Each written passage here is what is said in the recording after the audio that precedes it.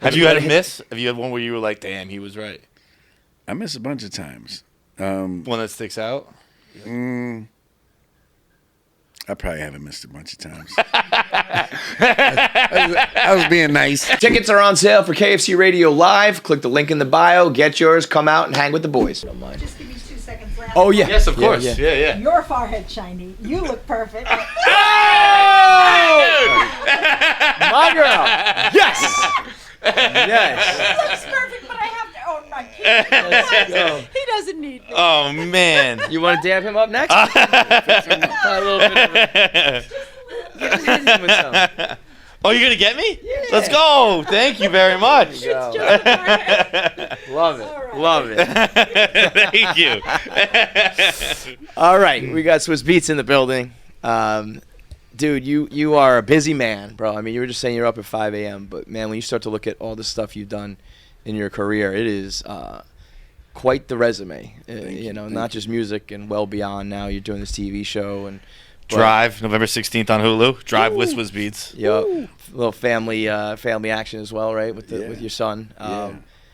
But, man, I was floored when I found out how young you were when you started. I had no idea. Yes. If you don't mind, we're probably going to talk about some things that you've talked about many times before, cool. but my audience, I feel like, it would be surprised to hear it. When I learned that you were 17? Yes, sir. And not only starting that early, but that the first beat you ever made was Rough Riders Anthem. Is that true? No, that's not. Okay. I was like, that's crazy. That would be like... That would be nuts. That'd be nuts. Yeah. So that's not true. But before that, I did Banned from TV. Right, because I was trying to remember my years. Yeah. And Flip Mode Squad records. Right. I think what I was so surprised, the most surprised was the age, and then also just the sheer volume that you've done. Like, for whatever reason, you know about Rough Riders, you know about the Locks, DMX, but then you look, I mean, you've done songs for absolutely everybody, like, classics that sometimes I maybe just didn't even realize were you. Wow. And you realize your catalog is second to none. I mean, it's truly crazy. Thank you. Do you think you from a sheer amount, because you were doing entire albums for a lot of those guys, right? Yeah. So you're not just talking about like, oh, I got one or two beats from this guy on my album. You're talking about full executive produced 10, 12, 15 tracks. Yes. Is there anybody out there on that level that's done as much as you have? I think people are catching up. Are they? They might. Yeah. Some might have passed me, but the thing was, it was about the formula at that time. Artists came to me for the formula, and what I did, how I got so many songs was because I would come up with the tracks, no samples, and I would have the chorus already pre-made. So all the artists had to do was come in and fill in the blanks. So they wanted to chase girls, parties, all these different things, but they had to come to the studio to go to work. So let's say an artist came in the studio, and I'm just examining like, okay, he's in a high energy, he or she is in a high energy mood. Or we're gonna do a party track today. I'll pull up the party songs with the choruses in them. Or okay, she just broke up with her boyfriend. We're definitely gonna do the best love song or breakup song today, and just curating the room. And so artists got used to that system because they can come to the session with me and put the record out the next day. Wow. No sample clearance, no anything like. And that's you were never doing any samples. It was all original, just like your music. I mean, 90% of my catalog is no samples. That's got to be a huge X factor, right? It was a game changer. Yeah. That and right in the chorus, so you end up owning about 80% of the songs. You were plug and play. Yeah, you plug and play. You were the cheat code. What was it, Game Genie? Yeah. Where it was like, I'm Game Genie for music. I've never thought about the sample aspect. No bullshit, no red tape, no fucking labels, lawyers. No, the labels were sending them to me because it was no headaches. Right. So not only are you just like, it's a sound and people like it, but it's also like, we got to work fast. We need to do this. Let's go to Swizz. Absolutely. And what I thought was crazy is finding out you were 17, 18 during that run. Nobody ever tried to be like, like you owned that and you ran your own shit. No like label exec tried to be like, these are my beats, or like let's like almost like ghostwriting, but for producers. No one tried to take advantage of you being so young. My family was the Rough Riders. Yeah, that helps. That helps, right? Family Yeah, is the DMY, Rough your uncles, Riders. right? Yeah, But beyond that, So No, those guys were eager to be like, no, like he made these. Nobody was really around me to do that, to be honest. Like we had a set way how we was working. They had to go through DNY to probably get to me, because I was so focused on the records that we had in house that it wasn't until Jay-Z, and then we signed with Jimmy Iovine at Interscope, and Jimmy Iovine is a producer himself. So hooking up with Jimmy, it allowed me to like expand my wings and work on different artists that I would have never worked on. Like I wrote "Keep Rolling" for Limp Bizkit. I know. I wanted to ask you about that. Okay. That is so funny because, like, I mean, the beat is fucking incredible, Yeah. and you have some incredible rappers on there. But then there's Fred Durst on the track, like that. I feel like you start to realize you can do almost any genre, work with anybody. Like this sound works with whoever you want it to work for. You wrote the hook on that. Like that was like a full Same production. thing, That you were like, 80%. wow. And then I remember being treated so well from the rock and roll side of the industry. I moved to LA for a little bit, and I remember leaving. I was at Sony Studio, and I see Jay coming in as I'm going out, and he was like, "Man, like I'm gonna be in the studio for the week. We should probably work on something. I'm working on this little whatever he was working on." And I was like, "Nah, I'm going to the West Coast for a while. I'm gonna start this thing called Swizz Beatz in the band." And he said, "I'll see you when you get back." You know? What was Fred Durst cool? Super cool. Yeah. Super cool. I remember being in the studio and we did 2 versions. They took the version that I made and made it an official rock version, which was pretty cool. And then it was technically the original version had, I think, Redman and a couple other people on it. But I remember at that time I made like a big mistake when it came time to shoot the video, because I wasn't really letting people know that I was producing rock at that time, because it wasn't the cool thing to do. Yeah. I'm a Rough Rider at this time, and people was quick to say you crossed over and all this stuff. And so they invited me to shoot the video on the former Twin Towers, which I regret. And I'm like, nah, I'm gonna just sit this one out. Wait, I'm sorry. What'd they do? They shot the Rollin' video and invited me to it, and I didn't go to the video because I didn't want to seem like I was crossing over I feel it. Yes, on the hip hop side. Yes, yeah. And then I look at and then the video is shot. I see Snoop Dogg in the video. This one, Exhibit. I see all of the artists in the video. I was pissed. And it was on that video was on the Twin Towers? Yeah. No shit, I didn't know that. Yeah, I wish I'd have did that video. Don't let people talk you out of your dreams. But that was a time. Now it's all crossover, and like anybody can work with anybody. You got Kendrick on a Taylor Swift track. Like things like that does not mean anything. But there was for sure a time where it was like, you don't do that, or when it when Jay did a song with Michael Jackson, I was like, wait, what? Like rappers were in their own bubble. But I was pulling up with Marilyn Manson. Yeah, right, right. With DMX, yeah, this was different. They're like, who is this guy? We go in the studio and he comes in looking like a lawyer. I was like, Marilyn Manson does? Yes, it was no the way. trippiest thing ever. Like we thinking he's coming in with the makeup and the boots like I got on now. Yeah. And he came in just with a suit on, just like, "Hi guys, how you doing?" No shit. Good afternoon, gentlemen. How are you today? I was like, "Oh, this is crazy." That's but funny, Marilyn man. was so cool. and so to go back to your style though, you're like teenager, and you come with the beat and the hook, and all these guys were cool with that. Like you're making a beat for Jay-Z, and you're like, here's the music and here's your hook, and he's not like, I'm gonna do hey youngin, like I'll tell you how the track's gonna be. No. They wasn't. I wasn't telling them what the hook is. I was suggesting that I would play it and say I have a chorus on it, but they can make their own choruses. Sure, no, but most of them chose my choruses. Right. Like Money Cash Hoes, you're doing for Jay-Z, right? Jay-Z did that. You did that. Okay, Yeah, interesting. Jay-Z did that. Interesting. And but I had Jigga. So Jigga, then that was Eve actually saying Jigga. That's Eve's voice is the one actually saying Jigga. Right.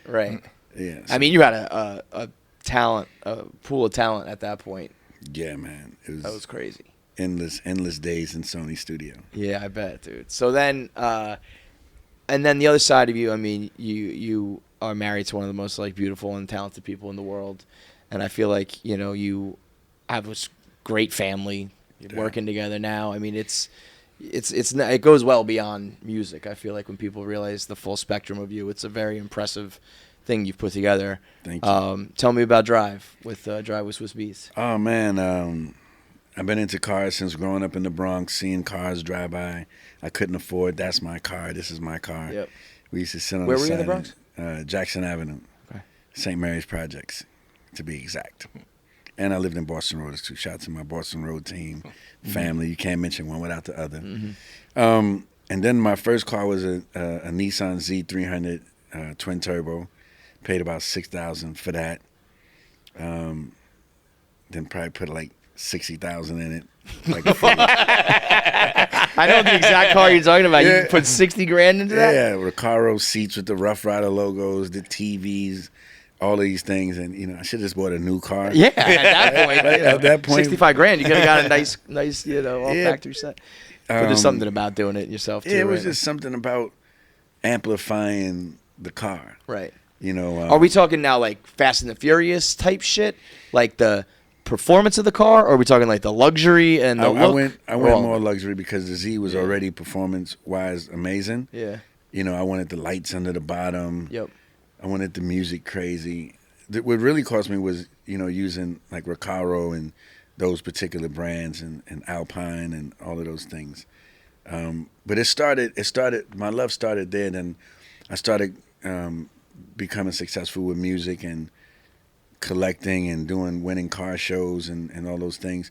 So when it came around to doing the show, I didn't want to give off the blingy rapper car it's kind of predictable. Yeah. Like the easiest thing for me to do is show you a bunch of $1 million cars and this, Pimp that, My and Ride that. type shit. Yeah, that's easy. But the thing was to really educate people on the car culture, and educate people on, the different car clubs around the world, because, even right here in New York, I didn't know how many car clubs we had in New York. I knew that, okay, you have the BBS Boys who's on the show, PCNY who have more new school cars. What exactly constitutes a car club? Like same way like a motorcycle club? Like it's Yes. but cars, right? Okay. Yeah. Do they drive? Do car clubs tend to drive around like in together like motorcycles do? 100%. Yeah, really. 100%. But you never really see it. No. Yeah. So like even in LA, like the hot rod culture is crazy, which you'll see in the show. But then we go to Japan and see that the lowrider community is like crazy as LA. I was gonna say the only thing I can picture is LA, like the lowriders and the hydraulics. That was never in New York. We didn't shoot the lowriders in LA because it was predictable. Yeah. Right, but we shot the lowriders in Japan, and then they referred back to LA. Cool. Of Very the inspiration. Cool. Yeah. And then you get to see, a father and son journey. I thought this was amazing because you don't really hear a lot of good stories of father and sons from our community. It's always a bad story. My dad wasn't there, his dad wasn't there, all of these things. Yeah. And that's not the only story. There are amazing dads and son relationships. And I thought this show was a great amplifier, to that particular topic. But then more importantly, it showed community. Yeah. And it showed me patience and discipline. I'm not going to lie. Really? Yeah. Yeah, because you think everything is for sale and it's not. Were you trying to buy cars on the road? I was trying. I mean, I bought one car, but in Japan, they wasn't having it. Really? They wasn't. Like, were you throwing out premiums on it? Like, Yes. I'll pay whatever, and they said no. It got to the point I was like, man, just tell me the number. Tell Yeah. They said no. Bro, I own 80% of my songs. Give me a number. And the guy is shaking his head, and he pulls me to the side. He says, it's not the money. It's that I built this car with my hands for 10 years. Right. I said, got it. Yeah. And then you almost respect the fact. No, I had now to. I don't want to buy it because I want you to have it because I Yeah. respect the car But it itself. showed Yeah. discipline and patience. Yeah. This person built this for 10 years to the perfection. Yeah. I want to try that one day. Yeah. Well, probably similar in a way to music in a way, right? Like if you construct the song and it's your beat and your vision and Yeah. all that, you know. I listened to the old episode of Drink Champs you did where you were so mad that the boys that they didn't let the band from TV beat drop. If you know this song, it's like it's just like the first 10 seconds was supposed to be like an intro, and then the beat drops, and they liked that intro like so much. That's just the song, and he was like, "That's not the fucking song, guys. Like we haven't even got there." And they're like, "Yeah, whatever." Imagine you shot the trailer for the movie, and they're like, "Nah, this is the movie." like that's how I felt. I felt like the trailer. They put the trailer of the movie out and called it the movie. Like the movie never dropped. Right? But it was a good fucking trailer, man. That beat. Have you ever put out the full beat? I don't even know where it's. Come on, you gotta find. I have to find. If you put that out right now, that would be crazy. The world would light up to hear the would actual band from TV. That would maybe be, even get them back on Nori the song. has. I know Nori has it for sure. Call up Nori and be like, find that fucking song, man. I have to dig. Dig in the crates, man. Find that shit. That would be a real hip hop. It was 2-inch reels at that time. It was 2-inch reels and it was DATs, right? So you got to find that. Yeah, that's not just like pull it up on your computer, No. Speaking of movies, real quick, you mentioned something earlier, and I'm wondering what your take is on it, Swizz Beatz. Fast and Furious. Are you a Fast and Furious fan? Yeah, I like Fast and Furious. Do you love it? I like to watch it. This dude watched all. I like to watch all it. of them in a row. He watched like 20 straight out. But I don't worry. I didn't all binge of it it in a either. row. I binged No, it. he said you watched it all in a row. Well, I did that, but I've seen it a million times in a row. Yeah, I so counted. he watched it and he tried to guess how many car crashes there are in the whole series, and then he sat there and he watched them and he counted them.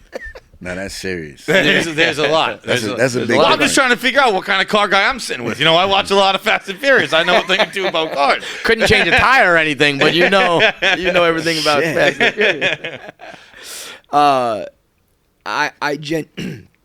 I genuinely feel like if you look back on like your career when it's all said and done in terms of music, I think your catalog and just like the music you made, probably number one, let's say. I think Verzuz and what it is in hip hop is like 1A. I think that is one of the coolest things that has ever come out of music. Thank you. Specifically rap, but music in general. That was like, it was an internet phenomenon, a music phenomenon. Yeah. It's all positive. You mentioned community. It's like, I can't, when that was really popping during the pandemic, it was like all I could talk about. It was like, did you see who's next? You like where it was like watching like a sporting event almost. Like you get together with your boys to watch the game or talk about it afterwards. It was people like were dressing up. Yeah, it was like 1 million people on Instagram Live. 6 million at once. Yeah, concurrent. Yeah, no way. Yeah, we started getting crazy numbers. It started going. That has to be the biggest Instagram stream ever, right? No, it's the biggest live performance stream, period. Period, right? Yeah, forget just Instagram, just out of all of the live streaming performance shows, it's still which one hit 6 million? Which duo? Which pair? I think Brandy and Monica. Big one. I think Brandy and Monica. It was a bunch of them. Yeah, I mean they all took off at one point. Like, was that hard to get people to do it? Are people nervous or are people excited to kind of compete? Scary. I would be scared. Yeah, like so you got to have a good catalog to be ready to battle some of the names you were putting up there. I mean, people was down, and still now, like we're about to relaunch again with some big surprises and have some more fun. Because for me, Verzuz wasn't just for the pandemic, because it's celebrating artists, it's celebrating music, it's celebrating culture. It's bringing the world together, and I think that's something that should continue. Because it's the only show that technically gave back to the artists in a real way. Like each artist streams was going up like 700%. Yeah, I can't imagine. You haven't stopped seeing Jaru and Ashanti since Verzuz. Yo, really? Like, I mean, it's called the Verzuz effect. It was at such a time. I think hip hop's in a weird spot where newer acts and newer music is not, quite catching on the way it was, and old acts are touring again, streaming again, and I think a lot of that was Kickstarter. There was so many guys that it was like, you knew their name and they're good, but then you watch them rattle off 10 or 15 or 20 songs in a row, and you're like, oh, wait a minute, like Ludacris is a fucking icon. Yes. This guy is, you know the major names, but you start to go down the list and it's like all of these people, oh, that's my favorite song. No, wait, that's my favorite song. Oh, he made that beat. Oh, no way, I forgot about that. I mean, it's the sheer amount of it. And I think the fact that you and Timbaland did it first, like if it was two like music execs who came up with the idea, it's fine, whatever. But the fact like, our verses was 5 hours. 5 hours. Now, in the pandemic you're talking about? Yeah. Where you were in the car and all that shit? Yeah, that's what was so cool too. You're like, I lost my Wi-Fi, I get in my car. You're leaning in. Oh, he was tuned in. Yeah. Oh, dude, I'm telling you, in. I'm the biggest fanboy of Verzuz because it's like, it's my, especially that era is when I grew up with it. And like, yeah, when you were in the car and playing that shit, like, I mean, again, and that's also where I started to realize, I was like, oh man, that one, like Swizz has, you can go toe to toe with anybody in the world. It to me, is there a person you have not gotten yet that you want? Many people. Is there a specific like white whale that you haven't? I don't want to say it because I want it to actually happen. Mm-hmm. Right? Don't say it till it's done. Yeah, because what happens is, No, I get it. Yeah. I get that for sure. Verzuz is very strange because people, the artists, this is a big task for them. Sure. Although it's celebrating them, it's a big task. It's a challenge, yeah. It's a big task. Do you think people think of it like my favorites were ones that were still a little bit of a battle. I like when it's a celebration, give you flowers, all that. But when it's still a little bit like, oh shit, like all right, I got to dig deeper because you know what I mean? And it's all about the way you play, like when you play certain songs. Yeah. So I like when there's a little more. I mean, the Locks and Dipset was one that was like, watching a UFC fight. That's like one of my favorites. I think that's everybody's favorite at that, in terms of that. When most artists are doing it, are they planning it like in football? Like you start with your first 15 plays. Like you know that going in. Do they know their first 5 songs call out, or are they kind of just reading the room? No, they know their list. They know, yeah. Yeah, they know their list.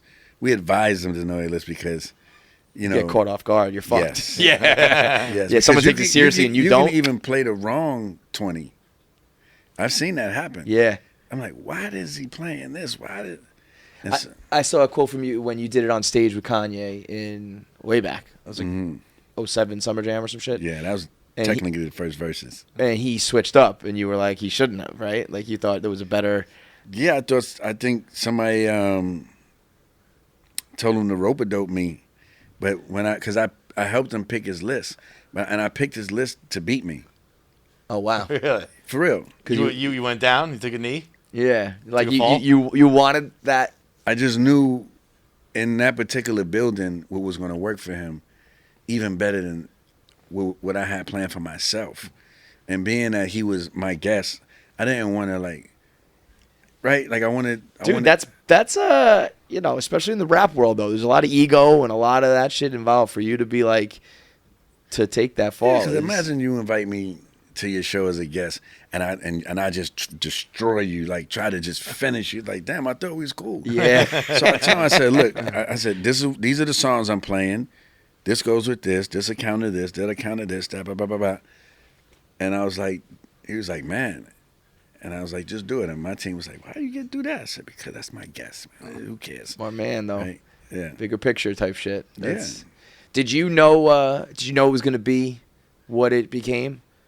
Like yes. that, like the night you and Tim do the stream, were you like, here we go? Or I was it like that the holy night of shit, Kanye in front of 50,000 people when we did it. I knew it because anything that's representing two artists celebrating each other is going to be big. Mm-hmm.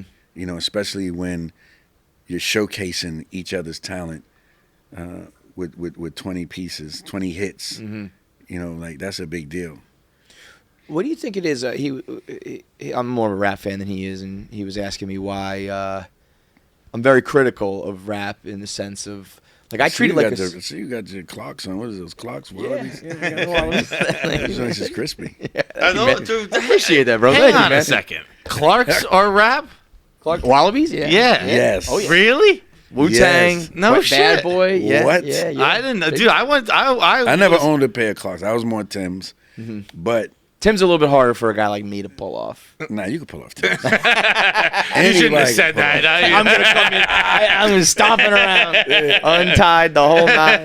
Thank Yeah, but you, Wu man. Tang really Yeah, saved those. Wu-Tang, and I shit. remember the "Been Around the World" remix video. Puff and Mace and all them had like baby blue. Ooh, And oh, I was yes. like, I would love to wear those, but I was like a 7th grade white boy at the time. I was like, I can't wear those. But I don't know, something like this. I appreciate that, man. Thank you. But my what I was gonna say was,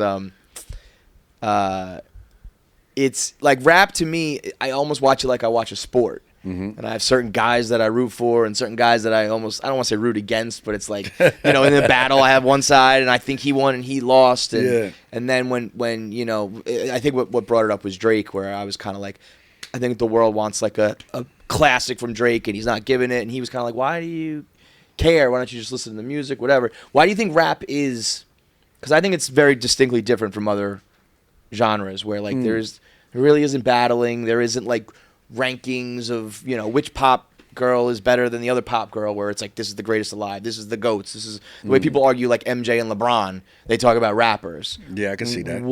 Why do you think that is?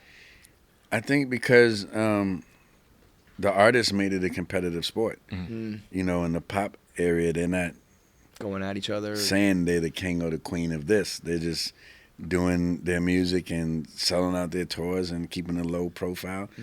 From a rap part, you know, rap started with this. It started with battling. It started with expressing a rebellious expression, you know, so that goes a long way. And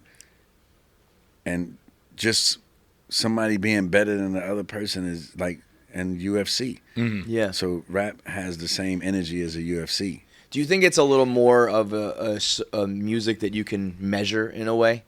Like rhymes are more clever or a better flow, or, you know, like it's not a love song. Yeah, you can kind of keep score. You can, you know. I can keep score of all genres. You Really? think so? Yeah, for sure. Yeah. Yes.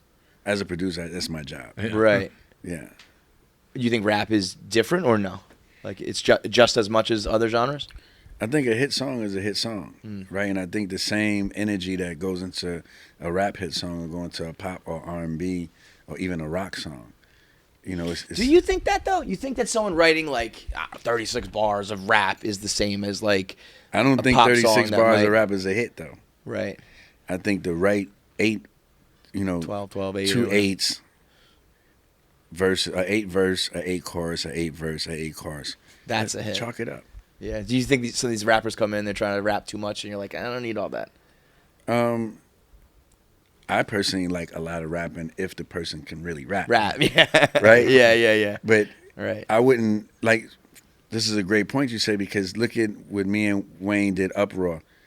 That song before when I came in, it was about 50 bars straight. Mm-hmm. And this is how he loved the song, and he was rapping his ass off. And I was like, do we want to freestyle or do we want to hit record? Mm-hmm. And so of course we wanted to hit record. So I chopped up "What the Fuck Though," "Where the Love Go," 5, 4, 3, 2, "I Let One Go," and made that the chorus. Oh. And placed it. Bro, well done. Right? but That's that was some fucking producing. that was said- I don't think I realized it was like that that. was said one time in the beginning of Wow. the song, and then it just ran like a train. And you know, I think Wayne was upset with me for a few minutes about it, but then he realized that, you know, and it became Good one call. of his newer biggest songs. Like it Yeah. became his last anthem Big hit, at yeah. this point right now. Yeah. How nice is that when someone's a little mad and you're like, give it 5 minutes? Yeah, you'll see. Fucking told You'll you, see. dude. Yeah. Oh. I told you so. How many songs have you gotten to be like, I told you, bro? Maybe 80%. Yeah, maybe 80%. Saying that I own 80%. Yeah, That's maybe 80%. that's a great. Because again, in the rap world, there's got to be a lot of guys puffing their chest out. I know what's right. I know my music. I'm like, relax. Have you had a miss? Have you had one where you were like, damn, he was right? I miss a bunch of times. One that sticks out? You're like, we should have kept it that way. I probably haven't missed a bunch of times. I was being nice. I've never missed. I'm not gonna say I never missed, but the track But record not a lot. The track record has been strong. Pretty fucking immaculate, dude. It is. It's such a distinct sound. Like, it was always weird. It was like weird. Like I was like Japanese noises or something like that. Like it was such a distinct. You let's put it this way. You never put on a Swizz Beatz song. You're like, is that Pharrell or you know what I mean? Like a fucking Swizz Beatz. Because at that time you had to have your own identity to survive. Mm-hmm. Yeah. You had to be who you say you are and who they thought you were. Yeah. You know what I mean? Like, it wasn't like now where it's like it could blend. Mm-hmm. Like if you don't have a tag on the beat, you can mistake a lot of the producers. I was wondering that you're on enough songs where you're either like singing a hook or you say something in the beginning, but it's not a tag that's every time jammed like in your face. Would you have done that differently if you went back? Like have something similar every single beat? I think my ad-libs became like my identity on those tracks. But what I'm saying is Pharrell couldn't sound like Timbaland. Timbaland couldn't sound like me. Mm-hmm. I couldn't sound like Dr. Dre. Dr. Dre wouldn't sound like anybody, right? But this is what made it special is because you had at least 10 different sounds.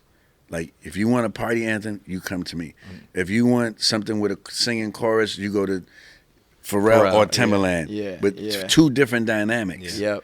That doesn't really exist anymore. Right? I mean, I'm a very much old man yelling at the cloud when it comes to rap music, where I'm like, they don't make them like they used to.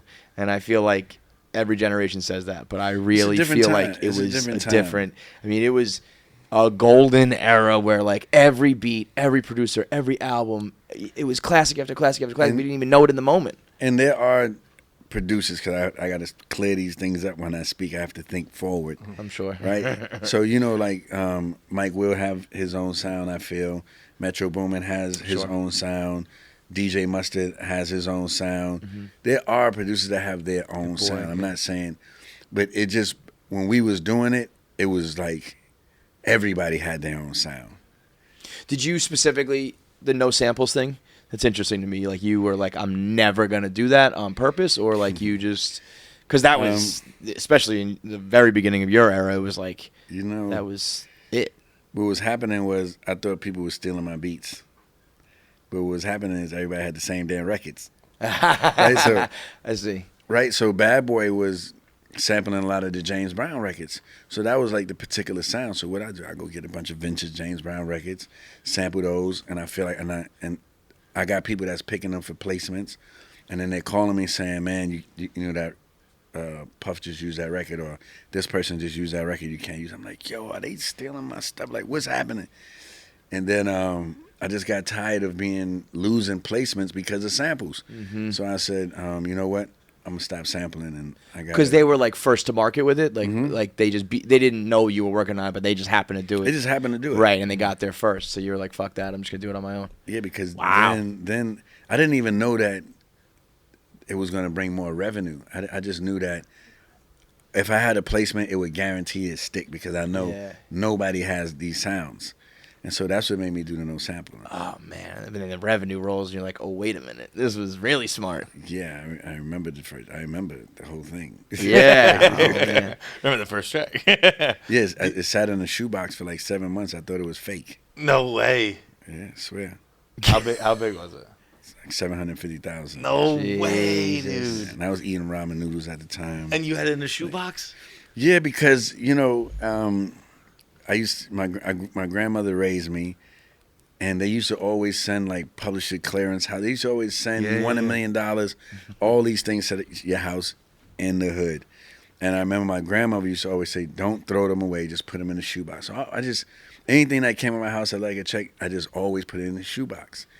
And then I went to ASCAP because they was giving out like some healthcare dental plan to all their producers and writers. So I took like 2 trains, a bus to get there. It was super raining. And I get there, and the lady that I see all the time was super happy to see me. She's like, "Hey, Swizz, man, boom, you need anything to drink?" And I'm like, what the hell is wrong Why you treat me like this? Seriously. And so she's like, "Man, how does it feel?" And I was like, "What you talking about?" She's like, "How does it feel to be rich?" I'm like, "I'm not, you know how long it took me to get here?" And she was like, "No, like, what are you talking about? Like, I send you checks. Like, I know how much you have." And I was like, "Yeah, you can't lie to me." Yes, that's how she. Yeah. And I was like, then it hit me. I said, "That's real? Those are real?" And how long was it? About Months, 7 months. About 7 months. Yeah. No way, About dude. 7 months. And you're That's just sitting crazy. on that, not I'm still eating ramen noodles? no, I was broke. What do you mean? Like, I Yeah, had yeah. 2,000 to my name at the time. Like it went from like 0 to 100. Yeah. You know, and I never had to ask anybody for anything since Ever again, that yeah. day. And what was that first song? What was that? It was just different checks from A bunch from of different everything. shit. There wasn't Yeah. one that like. No, it wasn't just like one check. It was Holy shit. about man. 750. I mean, Rough Riders was everything in the beginning, at least, though, right? It was. Yeah, it was most of it Yeah. because we did. But Volume 2 was with Jay was what 90 like 98. 8? So that's right around Yeah, all DMX of and that everything was the too. same So time. I mean, you're already on a Jay-Z song as well. It's not like you went from like 4 of them. totally undiscovered to No, DMX and Rough Riders. So No, you're no. already. What was like the first beat you made that things changed for you? Change. Rough Riders anthem. Yeah, that was For the sure. one. Yeah. Yeah, that was like, I mean, my phone, I didn't even like, but the thing was, everybody wanted that song, and I had to tell them I don't have that song no more, because you can go chasing that hit, and it's gonna damage you. Oh, you mean like in the future, people like give me my version of Rough Yeah, Riders I need anthem? I need a Rough Rider anthem. Yeah, I need a that's- Rough Rider yeah, anthem. I need a Rough. yeah. So everybody was looking for a knockoff of the Rough Rider anthem, and I had to work hard to get them off of that, to give them their own Rough Rider anthem. Right. And then when I did 2 or 3 of those after that, people was like, just do what he said. Trust it. Yeah, Yeah, just listen. 80%, baby. So that, yeah, 80%. Can you explain to me the clicking in the beginning of Rough Riders anthem? Like That's DMX's mouth. he was just fucking around. That wasn't anything you. He just wanted to get it over with. I saw a clip of him saying he did not like that record. No. He was like, this shit is like lame, like simple. No like, way. He was like, it was No. ABC. Bro, what? Elementary school rhymes. Most of the artists like, don't like the hits. Yeah, I get I'm that. telling and so are you there? But they don't like him from the beginning even? They just don't understand. Because like DMX is used to rapping on hardcore gutter beats. Get at me, dog. Rough Riders Fucking- anthem he felt was like a crossover rock beat because of the guitar. Dun, dun, dun, dun, dun, dun, dun, dun, dun. And he was like, Swizz, what are you doing, bro? Like he lost a bet. And that's how he did the verse to No, Rough Riders it was anthem. really a bet. Yes, him and my Uncle D. He lost a bet playing cards, and my uncle said, if you lose, you gotta do the verses. And that's why he went in there, and if you listen to the lyrics, niggas wanna try, niggas wanna try, then niggas wonder why. It's very, like like- he's talking shit to us about this record. In the record and on the record. Yeah, so- Wow. That's crazy. yeah. I I fucking mean, hate and you it guys. became a literal anthem. Like, that And, was and the same one. thing with Party Up. He didn't want to do Party Up. Yeah, that was my That's next the question. most He must have hated that craziest- one then, right? No, but listen to the verses. He's It's probably going the grimy, even foulest verses of DMX history. Yeah. Is on the biggest song we ever did. I always get a kick out of when I see like white people dancing to that, and it's like up in here. But then you listen to the lyrics, it's like, oh shit! Man, he's going They do crazy not with realize lyrics. what he's He saying. couldn't on drop there. that song in 2023. No, there's a lot. Was any of that stuff? I got blood on my dick and I fucked a corpse and all that crazy shit. Were you ever like, whoa? Hold up. The reason why I wasn't alarmed by it because he had different characters, right? So this was like coming from like Damien. Like the Damien is Yeah. like this alter ego in his head that deals with the devil, and then he has Earl Simmons who deals with God and religion and church. Sure. So he had like these different characters that he used to play. Like, oh, that's Damien, or that's Earl, or that's Darkman X. So like I knew that he was playing different characters in his movie. So when he's saying this, I know he's, being Damien. Then he had changed his voice up, which was Damien as well. And so he was writing these movies in his head like horror films for real. Yeah. But I remember I got Flesh of My Flesh, Blood of My Blood for like Easter, like when I was like in his 10. Easter basket. It was like Easter basket. I was like 10. Covered in blood in the tub. Like his mom's like, here you go, I was John. like, my mom's gonna be happy to hear he Man. did have a Christian side. let me tell you, when I seen the photos, because I produced probably about 80% of that album. Yeah, that's the number, 80%. 80%. That should be your producer tag, 80%. 80%. I was like, I remember seeing him sitting in his tub with the blood. I was like, what the fuck is we doing? Like, come on. Like, what type of Halloween shit is this? Like, what?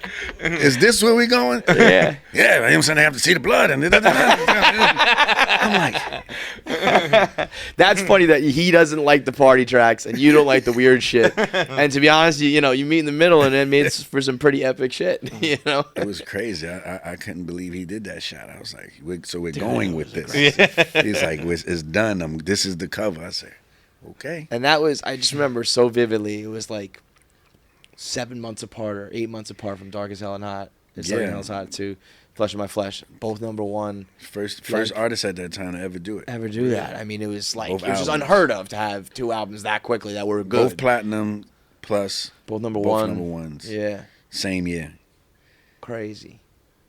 And he's ends up doing movies and everything. It's he burned bright. He was the highest paid artist at that time doing movies with Steven Seagal and all of those guys, and he really loved it. Like you look at him in Belly, like he took that very seriously. He took that like how Tupac did in Juice. Like a lot of people compare X. The only thing I can compare with them is their passion for acting. Yep. Energy different, music different. Thought process different, but the acting, they both had like the same passion, I would say. I remember going to see Belly. I grabbed a couple of my buddies. I'm from City Island in the Bronx, and we grabbed 2 of my buddies, and we went to Bay Plaza. Or no, it was Cross County in Yonkers. We were the only white kids in the movie theater, and I remember being like, I don't think we should be here. We should maybe wait for DVD on this one. I don't know. I was on the set of Belly. It was pretty cool. I mean, that was. That soundtrack too. That Method Man, Nas, D. Those star-studded cast. Yeah, my dad did the casting for that. No shit. For Belly. Well, my dad used to manage Mace. My dad managed Big L. Shit. So my dad managed your uncles were Cassidy. D and Y were your uncles, right? Still are. Right. Yeah. For life. Permanent role. Permanent. They didn't leave me yet. I thought they were like the family that got you in, but your father was in the industry. You're just a nepo baby. No. Swizz Beatz ain't shit, man. I'm telling you, my uncles got me in, but my dad naturally, my dad started with Kool Herc in Cedric Avenue. Like he met my mom in the rec room. Wow. Right, like so you're talking about hip hop. Yeah, like that's the birthplace of that shit. Yeah. Yeah. So my dad and Kool Herc used to DJ together, and my dad was a part of that movement. His name is Mr. T, and he founded the first Latin break dances and all of those different things there. So this shit's really in your blood. Yeah, it runs deep. And then Rough Riders came like way, way, way, way after, when my dad still had the love for the music and managing Mace and Big L and Cassidy and all those different things. He was just having fun. Dude, that family is them deans. Yeah, and D and Y were more like the executive side of things, like they did the business side. They were never they were not artists themselves, right there. They were street. You need artists. those people too. They were street artists. Yeah. That is man, that is a like hip hop royalty. That family right there, crazy. And then your family with Alicia Keys is. That's quite the dynamic duo right there too. How'd you guys meet? Like the Avengers. Yeah, for real. How'd you meet her? I met my wife. I was about 15. Shit. Oh, I did not realize that. Yeah. Truman High School in the Bronx. One of her best friends was in my class. She was a rapper, and she said, "You got to meet my friend Ali, because you're into music and she's into music. Shit. And I think you're going to be big, and I think she's going to be big." She called it. I hope she's in the industry. I did not. I thought you guys met after the fact, after your careers blew up. But so when you were not you were not dating that whole time? No, she was tougher than me at that time. Like I remember seeing her with a big bomber jacket on, Tim's, Scully on. She was a baddie. Yeah. I thought she was going to stick me up at that. When did the relationship start? Once you guys came back together? I never really looked at her like that. I looked at her as amazing talent, mastermind, creative. I just never looked at her like that. And it's crazy how it just happened. After all of those years of seeing each other, careers go, how they was going, and we would see each other and just be like, "Oh, what's up, man? What you got going? What you got going?" And keeping it moving. I don't even like it. Just was there a spark or something that changed it, or eventually you guys just kind of see each other in that I just light? think the spark that changed it was that she was out of her situation, I was out of my situation, and we just started communicating on things of how we wanted to move forward. The last thing I wanted to do at that time was be in a relationship. And the last thing that she wanted to do was be in a relationship. But the universe, just kept putting us back That's together. honestly when a good relationship starts, though. Two people who know what they don't want anymore. I swear. And then they're like, here's my rules, here's my lines, Let me we're tell you, only doing it this way. I was ready to be the bachelor of bachelors. You hear me? I'm talking about Batman. You know what I mean? I'm talking about the penthouse. I was like, okay, we're going to get, because I never was a bachelor, so. You had the cards for you it, too. You started so young too. It was not like you're a young kid. Was that weird? You become like a super producer, and I'm sure people are on tour. Or there's parties. There's everything. You're 17, 18, 19 years old. It was a good ass time. But the thing is, I'm not gonna lie. I was so focused on my music. I never was at the parties. I never was hanging with the guys. I had my own tour bus. Studio built out on it, and I had to deliver these albums. So thank God for that, because it kept me distracted, and I made a lot of hits during those times. Being on those road trips. I mean, there needs to be a movie, Swizz Beatz movie on the whole life, man. It's and so I mean, what's next now? Verzuz became almost like a. It's like a corporation. It's like a business now in and of itself, right? Yeah, it is. Did I hear you gave away equity to all the people who had been in that? Yes, I gave them ownership in Triller at the time. So Triller bought Verzuz? Me and Tim own it 100% again. Wait, sorry, I said it again? Me and Tim own Verzuz 100% again. Got it. Yes. But Triller had bought it at one point? They did, and you gave anybody who had participated in it, you gave them pieces of it? They still have the equity in Triller. Wow. But you bought it back? Yes. And so now it's like you guys, you're going to go on tour with it? You can just be whatever you want now. It's going to be bigger, better, badder, and global. Jesus. I don't think we even started. I think what people seen was the warm-up. We didn't even know what we was doing, which was kind of the fun part. But you know what? I was going to say, I'm sure, we'll wrap it up. I'm sure it'll be a spectacle. But there was something about the fact that you were in the car, and it was the initial griminess. Even when people's internet didn't work, I kind of liked that. See, you know what I mean? It was it was real. 50% of people like that, and then 50% want to see quality. Yeah, I get that. Right, because Babyface and Teddy Riley, when that was a little too. That was tough. That was tough. Yeah, that was tough to. What is funny when the internet works. I remember who was Nelly Luda? And I think Nelly was kind of I think Nelly had a couple drinks and he was looking at his screen your dad does, being I can't figure this out. That cracks me up because I like watching rappers who are young and blew up, and now it's you guys are getting older. Some people are grandpas and shit. It's funny watching those people age. We've been shooting the Verzuz documentary the whole time. Is with Amazon. So you knew from the jump we got to document this because it's going to be legendary. Yes. So that's going to be great. Lena Waithe shot it. But Drive is coming first. Yep. Yes, on Hulu, November 16th. Tonight. When this airs, it'll be tonight. So I got the date planning, and I forgot tonight is the 16th. But tonight, binge all 6 episodes. Love it. What was the best? I know you went to Saudi Arabia, you went to Japan, you mentioned, you were L.A., New York. Was there Louisiana? Did I see Louisiana in there? Not yet. Houston, yeah, I knew this one out. What was the best culture? They were all amazing cultures. But I think you're going to say the same thing when you see it, is Japan. Japan. Yeah, because Japan Lowriders in Japan kind of blows my mind. Forget lowriders drifting in Japan. Yeah. Not just drifting the drifting cars, but lowriders drifting in Japan. Never seen it.